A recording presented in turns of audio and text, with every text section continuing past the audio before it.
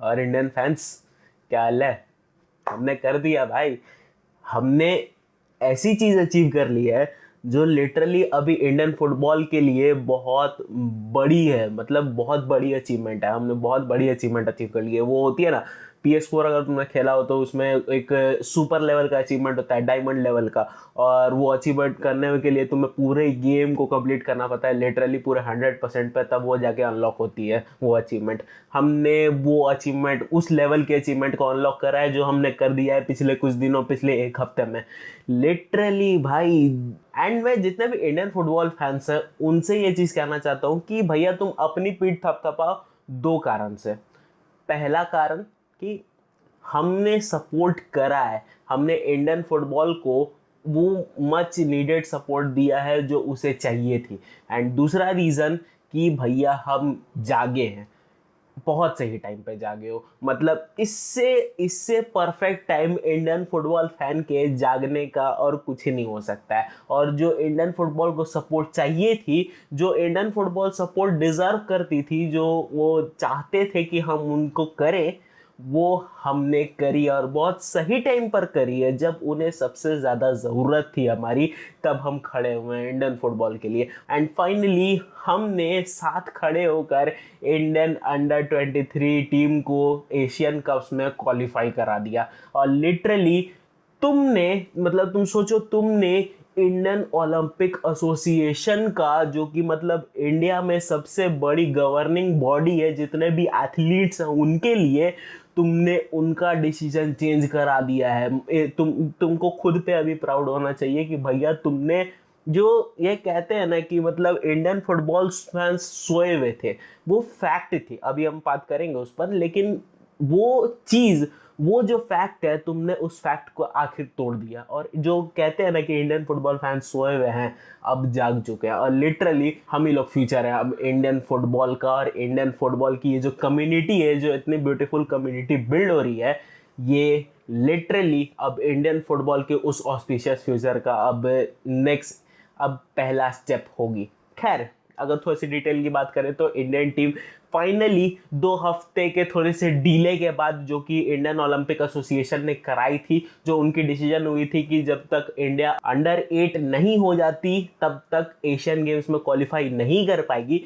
But इस decision के against AIFF ने एंड जितने भी इंडियन फुटबॉल फैंस थे, एंड इसमें मैं स्पेशल कोट करना चाहूँगा जितने भी हमारे इंडियन फुटबॉल कम्युनिटी में यूट्यूबर्स हैं, जैसे कि जीशान भाई हो गए, दिवू हो गया, बाबा हो गए, मार्का हो गया, और जितने भी अदर क्रिएटर्स हैं, उन सबको मैं दिल से धन्यवाद कहना चाहता हूँ कि आपने स्टैंड लिया है। और इंडियन फुटबॉल फैंस जितने भी जो हमें देखते हैं, उनसे मैं थैंक यू करना चाहूँगा कि तुमने भैया स्टैंड लिया, और बहुत सही टाइम पर लिया है, बहुत एक्यूरेट टाइम पर लिया है।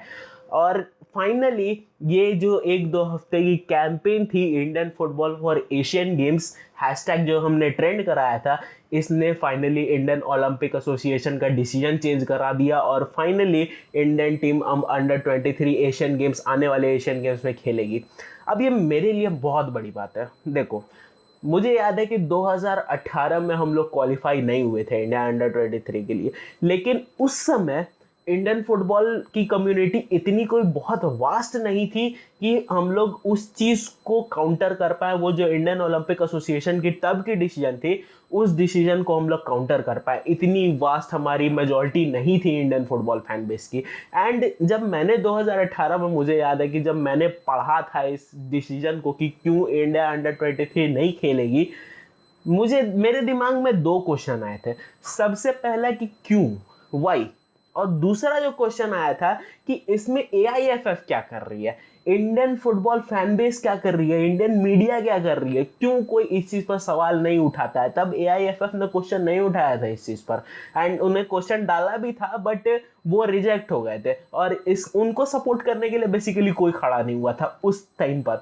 तो ऐसे में अब ये दो क्वेश्चंस मेरे दिमाग में आए, लेकिन फिर उसके बाद जो इन दोनों का जो एक काउंटर क्वेश्चन है ना, वो तुरंत स्ट्राइक किया कि आखिर हम सपोर्ट करें तो किस बेसिस पर करें। क्योंकि देखो, 2018 में मुझे याद है कि इंडियन फुटबॉल टीम कोई बहुत सुप्रीम पावर नहीं थी, अभी भी नहीं है सुप्रीम पावर, बट अपन बनेंगे धीरे धीरे सुप्रीम पावर। लेकिन उस समय सिचुएशन इससे भी बहुत ज़्यादा बुरा था, क्योंकि इंडियन फुटबॉल, मुझे याद है कि इंडियन नेशनल टीम 2018 के ये एशियन गेम्स और 2018 के वर्ल्ड कप से पहले 6-7 मैच लगातार हार कर आई थी, स्ट्रीक बना कर आई थी। और 2017 में मुझे याद है कि एक मैच हम लोग हारे थे, बहुत बुरे तरीके से हारे थे। तो वो चीज़ मुझे फिर माइंड में आया कि अगर हम लोग हार ही रहे हैं, रेगुलर हम लोग हार रहे हैं इंटरनेशनल लेवल्स पर, और छोटी छोटी टीमों को हम लोग नहीं हरा पा रहे हैं, तब हम लोग किस किस नाम से हम लोग जाएं इंडर एशिया कप्स में, किस नाम से हम लोग जाएं, और किस मतलब इमेज को बचाने के लिए हम लोग एशिया कप में जाएं। लेकिन अब जब मैं सोचता हूँ ना वो सब कहानी, तो अब लगता है कि यार कहानी बहुत ज़्यादा चेंज हो गई पिछले 5 साल में। 2018 तब था, आज 2023 है, और आज 2023 में जिस तरीके की इंडियन टीम के परफॉर्मेंस रही है, अपन शान से कह सकते हैं कि हाँ, एशियन गेम्स में हम लोग बहुत चेंज और बहुत इम्पैक्ट दे सकते हैं, बहुत ज़्यादा इम्पैक्ट डाल सकते हैं। और ये चीज़ बहुत गर्व करने वाली बात है तुम्हारे लिए, मेरे लिए। और finally Indian football fan base ने जो स्टैंड हमें पहले लेना चाहिए था, वो स्टैंड अब लिया है। देखो, जब जागो तब सवेरा, सिंपल सी कहानी है। अब देखो, पहला स्टेप तो हम लोग जीत चुके हैं कि इंडिया को क्वालिफाई कराना है एशियन गेम्स में। अब दूसरा स्टेप आता है इंडियन फुटबॉल टीम को एशियन गेम्स में अच्छा परफॉर्म करने का। हमने जो भरोसा दिखाया इंडियन फुटबॉल टीम पर, उस भरोसे पर खड़ा उतरने का। सल्यूट भाई उनको, और best of luck to Indian under 23 team for Asian Games. फोड़ कर आना, हमारी जितने भी विशेष है, वेल विशेष है, वो तुम्हारे साथ है। खैर, अपन आते हैं आज के सेकंड अपडेट पर, जो कि हुई है अभी सुबह में, मैच हुई है अभी 2 घंटे पहले, Manchester United versus real Madrid की। और देखो अपनी दोनों फेवरेट क्लब्स को भिड़ते हुए देखने में ना एक अलग लेवल का सुकून मिलता है, एक अलग लेवल का मजा आता है। मतलब लिटरली यार, एक पॉइंट को तुम लगते हो कि यार किसे सपोर्ट करे, इसे कि इसे, फिर उसके बाद सोचते हो हटाओ यार, छोड़ो किसको सपोर्ट करेंगे, दोनों का मैच देख लेते हैं। फिर उसके बाद दिमाग में आता है कि अरे यार मैड्रिड तो अच्छा खेल रही है, अरे यार मैनचेस्टर यूनाइटेड तो अच्छा खेल रही है, अच्छा इस पॉइंट पे क्या होगा, अच्छा इस पॉइंट पे क्या होगा। फिर दिमाग में आता है काउंटर क्वेश्चन की छोड़ो यार, हटाओ, मटर पनीर पर फोकस करते हैं, एक प्लेयर पर फोकस करेंगे, कोई मैच पूरा मैच गया भाड़ में। ये लिटरली चल रही होती है तब जब तुम्हारी दो फेवरेट टीम्स आपस में भिड़ रही होती हैं। और लिटरली आज सुबह में यही हुआ। मैं उठा 5 बजे का अलार्म लगाकर, 5 बजे से 6 बजे तक मैंने कूदा फाना इधर उधर, और 6 बजे से जब मैच शुरू हुआ, उस समय मेरे दिमाग में स्ट्राइक करा कि अरे यार, ये तो दोनों मेरी फेवरेट क्लब है, किसको सपोर्ट करेंगे। 1 घंटे पहले तो हम लोग सोच नहीं रहे थे, लेकिन 1 घंटे बाद अब दिमाग में फिर से स्ट्राइक कर रहा है। जब मैच शुरू होते हुए देख रहे हैं, दोनों जब लॉबी में से बाहर आ रही है, तब देख रहे हैं, सोच रहे हैं कि यार सपोर्ट किसको करे। कहानी यही हुई। खैर, मैड्रिड हरा चुकी है मैनचेस्टर यूनाइटेड को 2-0 से। अब देखो, स्कोर लाइन को अभी फेंको थोड़ा साइड में। ये मैच एक्चुअली तुम कहोगे कि रेलेवेंसी बहुत तगड़ी रखती है, क्योंकि यार अगर हम लोग मैनचेस्टर यूनाइटेड की या फिर रियल मैड्रिड की बात करें, दोनों तगड़ी टीम्स है, तुम इस फैक्ट को नकार नहीं सकते, दोनों ही तगड़ी टीम्स है। और ऐसे में एक दूसरे से भिड़ना, जो कि ऑलमोस्ट तुम कह सकते हो वर्ल्ड जाइंट्स हैं ये दोनों क्लब्स की फैन बेसेस तगड़ी हैं पूरे वर्ल्ड में। और ऐसे में ये दोनों क्लब का भिड़ना खुद में ही बहुत बड़ा फैक्टर हो जाता है आगे आने वाली जो प्रीमियर लीग है, या फिर ला लीगा, या फिर चैंपियंस लीग है, उसके लिए। खैर, अगर परफॉर्मेंस की बात करें तो रियल मैड्रिड एक अपर हैंड ले गई मैनचेस्टर यूनाइटेड से, क्योंकि मैनचेस्टर यूनाइटेड, फैक्ट मैं बोलूंगा, पहले मैनचेस्टर यूनाइटेड पर ही बात कर लेते हैं। ये भैया बहुत स्लॉपी थी, बहुत सारे मोमेंट्स हमने ऐसे ऐसे मिस करे हैं जो लिटरली हो सकते थे। एक तो मार्कस राशफोर्ड का पूरा वो जो स्ट्रॉन्ग टच था, हेवी टच था, वो हमने मिस कर दिया। एंड कहोगे, अगर सोचोगे ना इस चीज को, तो भैया ये बात जग जाहिर है कि मार्कस राशफोर्ड 9 नंबर के पोजीशन पे, या सुपर 9 या हाइब्रिड 9 या शैडो 9 का, जितने भी 9 नंबर अवेलेबल हैं, उन सारे पोजीशंस पर नहीं खेल सकता है मार्कस राशफोर्ड। ये बात जग जाहिर है, लेकिन फिर भी एरिक टेन हैग अपनी गलतियों से नहीं सीख रहा है। पिछले पूरे सीजन तुमने देखा कि मार्कस राशफोर्ड को हमने उस पोजीशन पे खिलाया, हमारा क्या नतीजा हुआ, लेकिन फिर भी वही कहानी फिर से दोहरा रहा है। और राशफोर्ड उस पोजीशन पे नहीं फिट बैठता है। तुमने पिछले पूरे प्रीमियर लीग में देख लिया ये चीज़, आज भी देख लिया कि भैया इतने हेवी टच के बाद भी हमारा भैया वो स्कोर करना मिस कर रहा है। तो ऐसे में अब मार्कस रैशफोर्ड की जगह कौन, तो देखो एक तो मैनचेस्टर यूनाइटेड पड़ी हुई है हॉलैंड के पीछे, और देखो हॉलैंड की हमें ज़रूरत भी है, क्योंकि भैया एक ऐसा प्लेयर हमें चाहिए ना जो उस फील्ड में जो पॉकेट्स होती है ना, उस पॉकेट्स में हेवी रन लगा सके। अब देखो हेवी रन लगाने का मतलब क्या है कि ऑफ द बॉल उसकी जो पोजीशनिंग है वो परफेक्ट होनी चाहिए। अभी जूड बेलिंगम ने जो करी है उस पर बात करेंगे अभी, लेकिन एक ऐसे प्रोफाइल की स्ट्राइकर की हमें जरूरत है जो ऑफ द बॉल पोजीशनिंग बिल्कुल परफेक्ट रखे, एंड जो 18 यार्ड का जो बॉक्स होता है ना उसमें अवेलेबल हो हर दम। जब भी गार्नाचो के पास या फिर लेफ्ट विंग पर जो भी है या फिर राइट विंग पर जो भी है उनके पास अगर बॉल हो तो वो बंदा 18 यार्ड का जो बॉक्स है उसके अंदर अवेलेबल रहना चाहिए, ताकि पास उस पर डायरेक्ट हो और वो मार सके। एंड सबसे बड़ी चीज़ है उसका कन्वर्जन रेट, जो कन्वर्जन एरिया है उसका अच्छा खासा होना चाहिए, और ऐसे में हॉलैंड दोनों ही बॉक्सेस को टिक करता है। देखो हॉलैंड का ऑफ द बॉल रन तगड़ा है, ये चीज तो फैक्ट है, और दूसरा जो सबसे बड़ा फैक्टर है वो उसका हाइट है। अब तुम काउंटर क्वेश्चन डालोगे कि यार हाइट तो एक डिसएडवांटेज होती है, फिर कैसे? तो हाइट देखो, हाइट परफेक्ट डिसएडवांटेज नहीं होती है, उसको सही तरीके से यूज करना आना चाहिए। हाइट, अब तुम हालैंड की बात करोगे ना तो हालैंड की हाइट एक डिसएडवांटेज है, क्योंकि वो बंदा टर्न्स नहीं ले सकता है, और दूसरी सबसे बड़ी चीज़ है कि उसका जो स्ट्राइकिंग एरिया है वो कम है।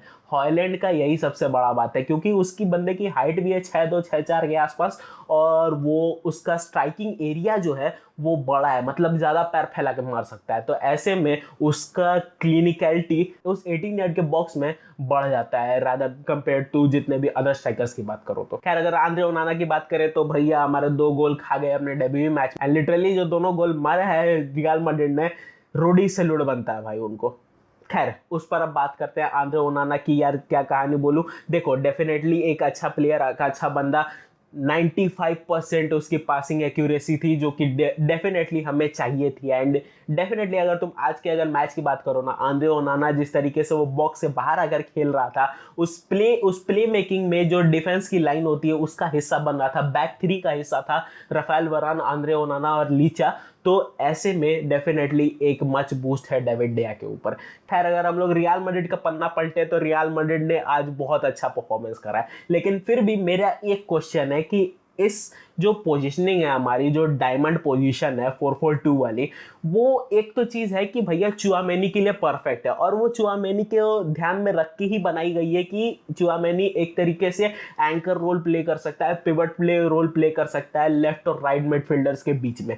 बट व्हाट इफ चुआमेनी ना हो तो उस पोजीशन पे आप किसको खिलाओगे? क्रूज को आप नहीं खिला सकते हो, क्रूज सीडीएम नहीं है, उस कैलिबर का सीडीएम नहीं है, वो अटैकिंग मिडफील्डर है, उसको उस पोजीशन पे आप खिला ही नहीं सकते। और ऐसे में जब तक चुआमेनी है ये पोजीशनिंग काम करती रहेगी, लेकिन चुआमेनी हटेगा ये पोजीशनिंग हमारे ही लिए बहुत बड़ी स्पाइरल बन के रह जाएगी। तो ये एक सबसे बड़ी हमारी जो नेगेटिव पॉइंट है वो है। बट यार जूड बेलिंगम, भाई मैं अपने शब्द वापस लेता हूँ, जूड बेलिंगम लिटरली उस 9 नंबर के पोजीशन पे फिट बैठेगा। शैडो स्ट्राइकर के पोजीशन पे जिस तरीके से आज वो बंदा खेला है, उस टॉप 3 का जो हिस्सा था जूड बेलिंगम की, जो ऑफ द बॉल पोजीशनिंग थी, बंदे स्प्रिंट्स ले रहा था, 18 यार्ड के बॉक्स में अवेलेबल था, जो चीज रियल मैड्रिड को चाहिए थी एज ए स्ट्राइकर की, भैया 18 यार्ड के बॉक्स में अवेलेबल हो वो बंदा, और ऑफ द बॉल बहुत तगड़े स्प्रिंट्स ले, वो लिटरली जूड बेलिंगम के नाम का हमें मिल गया। भाई जो लेवल के जो पासेस है विनीशियस और रॉड्रिगो की, उन सारे पासेस को कैलिब्रेट करने के लिए एक ऐसा बंदा होना चाहिए था जो उन पासेस को कन्वर्ट कर सकता है उस हमारे थर्ड हाफ में।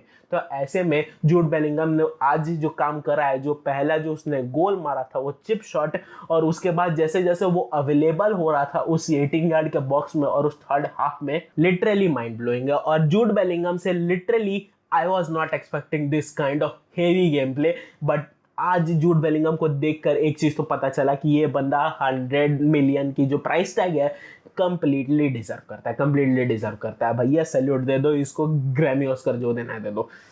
मजा आ गया आज की गेम देखकर। खैर अगर हम लोग आज के थर्ड अपडेट की बात करें तो वो है थोड़ी सी एम्बापे को लेकर है। एम्बापे का थोड़ा सा पिक्चर हम लोग ले आते हैं कि भैया एम्बापे का अभी तक अल हिलाल का मुद्दा चल रहा था, ये एक डेली सोप बना हुआ है, डेली ओपरा की तरह। खैर एम्बापे का भी अल हिलाल से मुद्दा बना हुआ था कि अल हिलाल ने एम्बापे को 700 मिलियन की सैलरी ऑफर करी है, और 300 मिलियन PSG को देने को ऑफर करे, टोटल 1 बिलियन की टोटल पैकेज थी।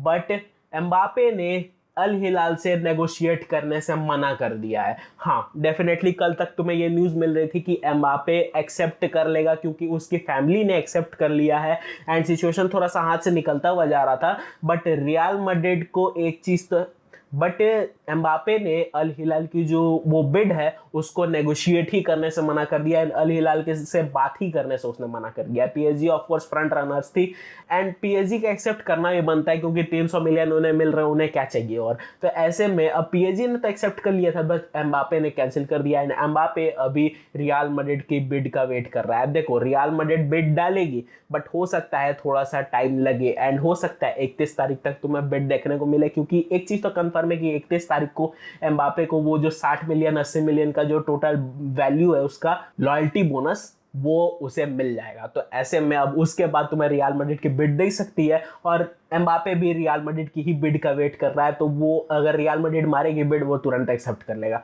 कहानी डन डील है। एक चीज तक अब last nail in the coffin कौन मारता है ये चीज देखना ज्यादा इंटरेस्टिंग होगा। खैर, आज के इतने सारे टॉपिक्स पर तुम्हारा क्या मानना है, do let me know in the comment section. और मैं मिलता हूं तुमसे किसी और दिन किसी और नए टॉपिक पर। It's so boy Swiggy signing out.